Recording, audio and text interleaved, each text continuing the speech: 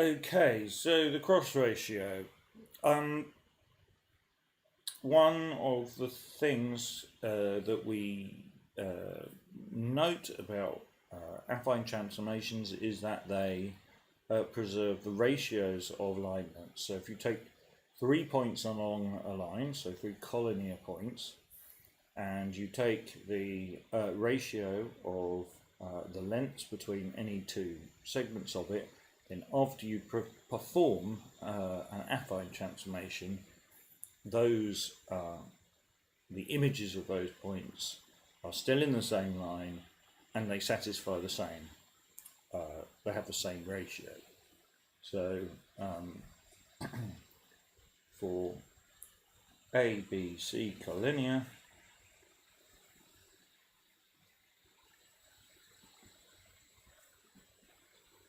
in affine space,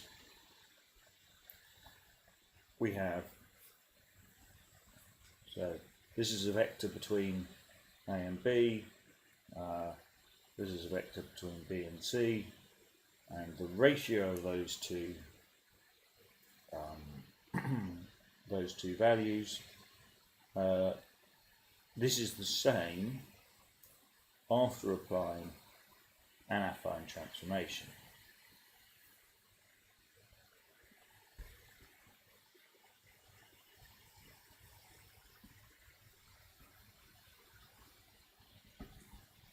But there's no hope for that to be preserved by projective transformations, because typically applying an affine transformation, a projective transformation, and seeing what it does to an affine chart, well, you're going to send 1 point off to infinity. That's going to throw everything off. But equally, you're sending points to ratios of points, and so in fact this will not be preserved. So we need another, if we want a value that's going to be preserved under projective transformations, we're going to have to look a bit harder. Now, I'm sure if I told you that you had to work it out, you would eventually come up with it. But we'll just skip to the end. So the cross ratio of 4 points in projective space is actually the thing that's going to be preserved. So let A, B, C, D be any 4 collinear points in projective space.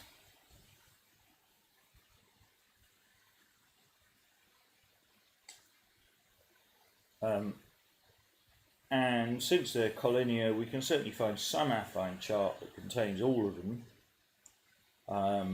even if we don't choose a standard one, even if we have to choose a different chart. But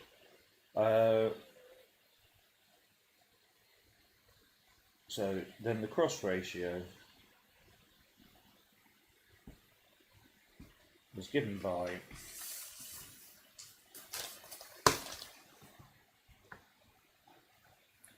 and it's given this sort of notation. We take A and B and then a semicolon and then C and D together, and it just turns out to be given in the following way. You take A minus C times B minus D over B minus C times A minus D.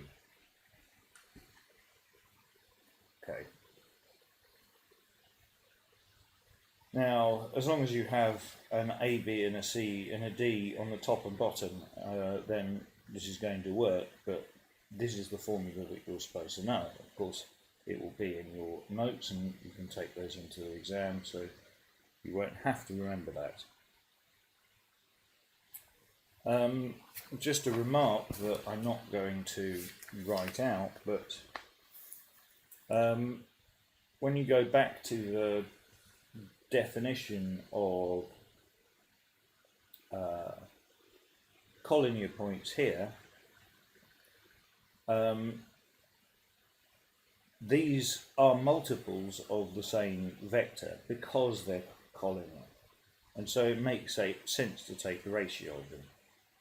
If they were pointing in different directions, then it wouldn't be clear at all how to take, and how do you take the ratio of a standard vector going in, one direction with a standard vector going in another direction. It doesn't a priori make sense. So you do require that they are collinear in order to make that. And the same goes with this definition here, that you do need them all to be in the same line for this to make any sense. Let's just take an example.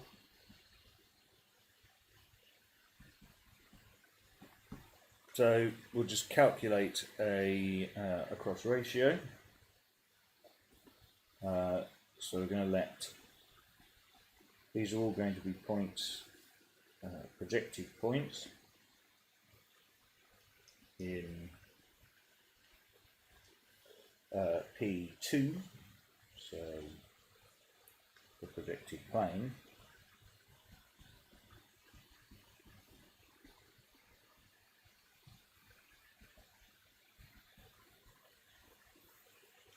Okay, so we want to find a chart in which they are all going to be, it's going to be possible to calculate this cross ratio.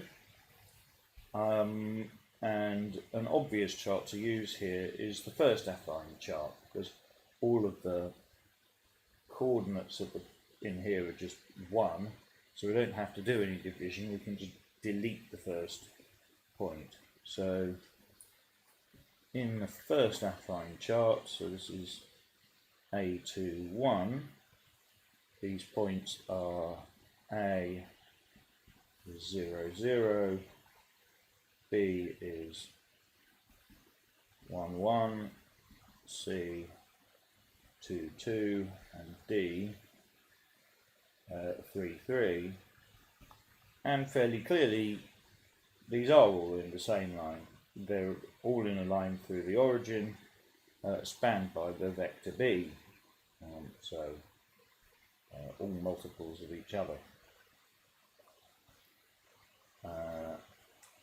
all on the same line.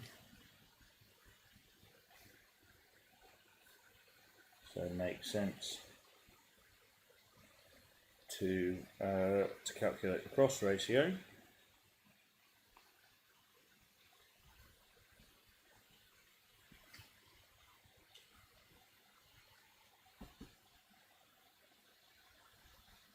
And what are we going to get? So A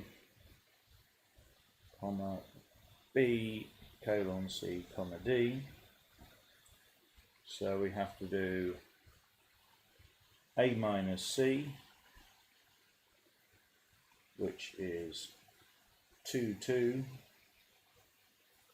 B minus D, which is, so A minus C is minus 2, 2, B minus D is minus 2, 2, B minus C is going to be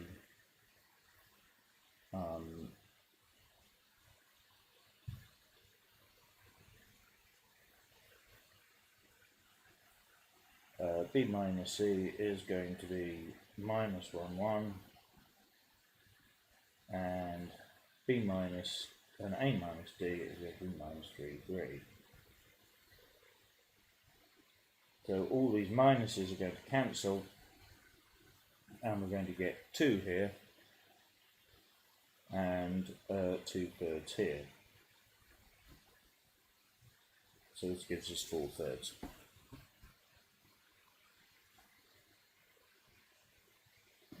And a further remark that it shouldn't matter if we're calculating this in one affine chart, it shouldn't matter whether we do it in another affine chart. That causes us a little difficulty if that affine chart happens to be, one of these points happens to be infinity, but it still works. So in A22, we get the same thing. So, well, let's work out what the points are. So we've got, if we're going to take, if we're going to have to multiply or divide a by something in order to make 0 be equal to 1, well, then we're going to get a point of infinity. So a is a point of infinity. B is just going to be 1, 1. C is going to be a half 1. We're dividing by this middle one, so we're going to get a half 1. And D is going to be equal to 1/3 1. And then if you take the differences now, you're going to get a minus c. Well, infinity minus a finite point is still going to be infinite.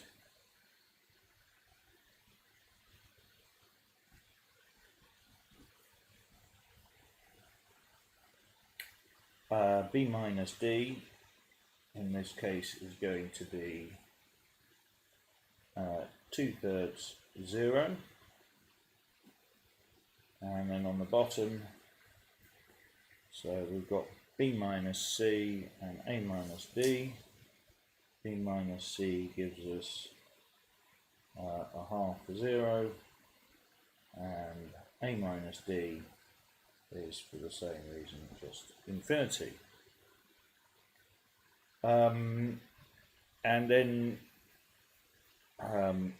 while this looks significantly dodgy, you can cancel these two infinities, and then you get 2/3 over 1/2, which is 4/3 again.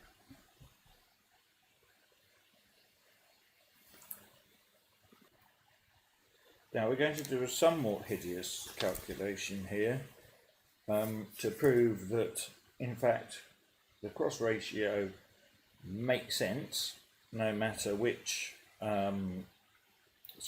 for projective points, which is going to justify the fact that it will not matter whether we make these calculations inside one affine chart or another.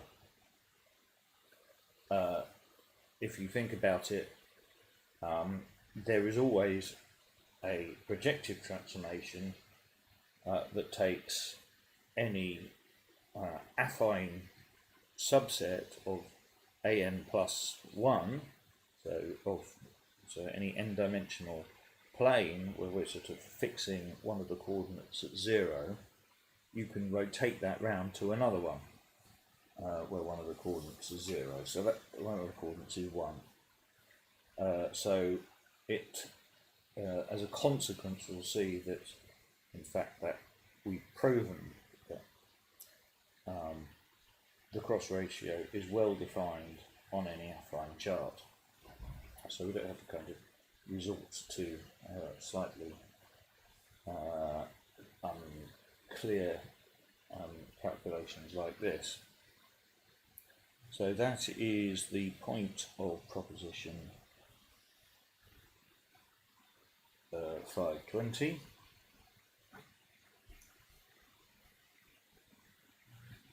So that A, B, C, D, the 4 collinear points in projective n space,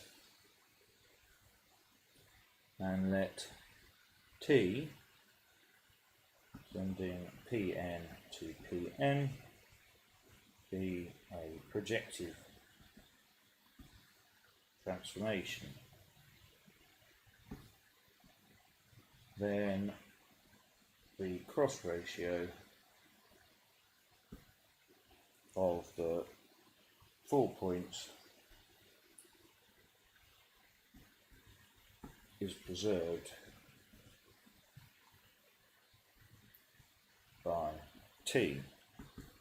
In other words,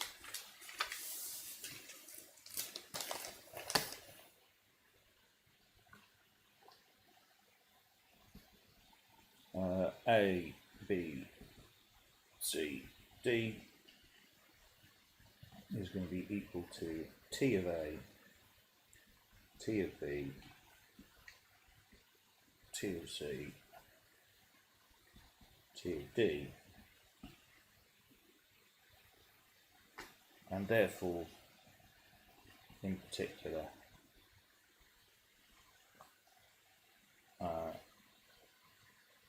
this does not depend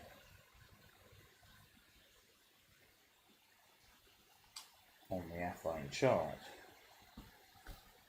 we calculated in.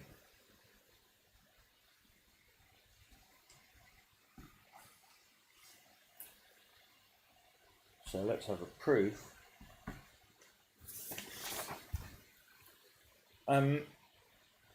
We're going to prove it in P1 for higher dimensions. You can restrict to a P1 because if you have 4 points in that are collinear, then that means that you've got 4 points in, they lift to lines which are all points in the same plane. So once you've done it for one plane, you may as well have done it for all of the planes, because you could rotate round to be a particular plane and let you know the result there. So it suffices to prove the result for P1. So let's take P1 and let's define an affine transfer. So we'll take the points in P1, we'll define a predictive transformation of P1, so and then see what happens. So let T, we need to know what it does to homogeneous coordinates. So we know that it's given by multiplying those homogeneous coordinates by a matrix in a normal way. So that means we'll take, we've got alpha, beta, gamma, delta, we'll be taking xy to, or x to alpha x plus beta y, and y to gamma x plus delta y. And if we need to change basis, we can assume that all of our points lie in the second affine chart. So by changing basis, may assume all points lie in second affine chart.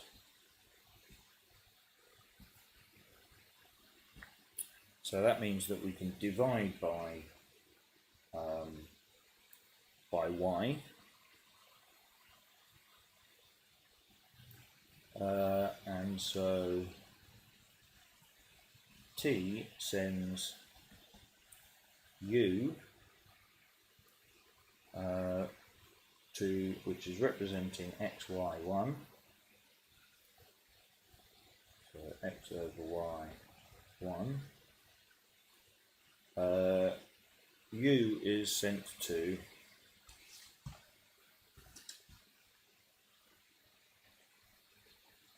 alpha of, well, the ratio of these two things, so alpha x plus beta y over gamma x plus delta y, but if you divide through by y, then you get alpha u plus beta over gamma u plus delta.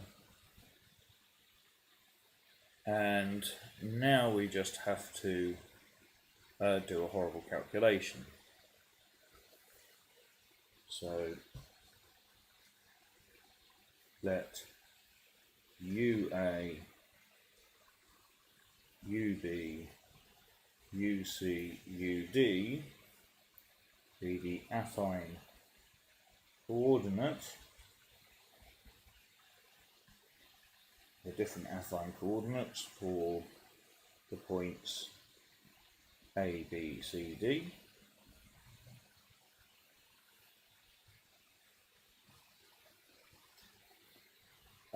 And then let's see what happens. So we'll kind of do this backwards. Let's do T of A, T of B, semicolon, T of C, T of D. So we are doing A minus C, B minus D. So A minus will be TA minus TB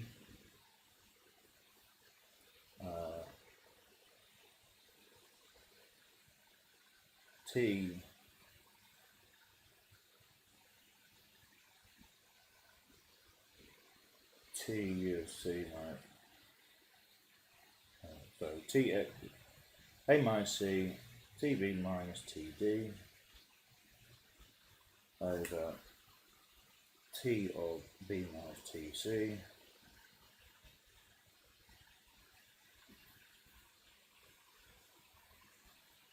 TA minus TUD.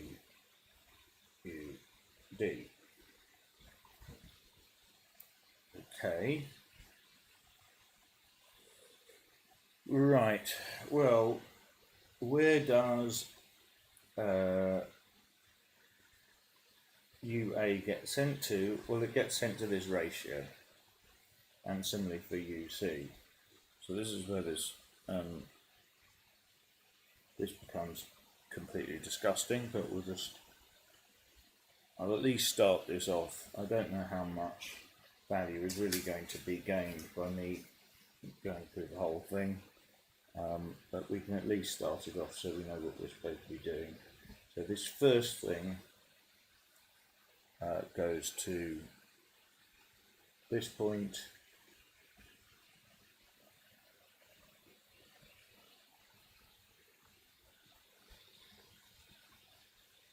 so that's TUA, this is T of UC,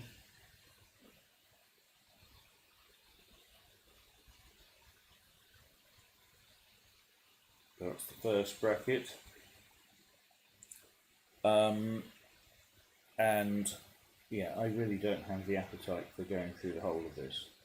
Once you know how to convert that bracket, you know how to convert the rest of these.